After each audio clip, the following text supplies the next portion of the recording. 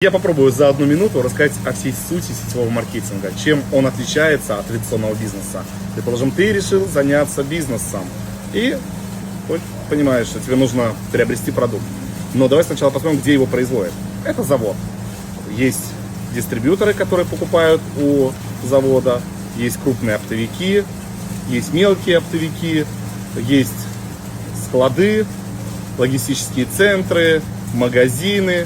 И только после магазина конечный клиент приобретает продукт. И на каждом этом этапе идет своего рода наценка. В среднем это от 10 до 100%. И кто же за это все платит? Конечно же, конечный потребитель, то есть клиент. В сетевом маркетинге тоже также есть завод. И он собственность компании. И есть дистрибьютор, который приобретает по цене завода и продает клиенту. И нет никаких наценок. Вот вся суть сетевого маркетинга. Без посредников, без лишних наценок, без траты на рекламу.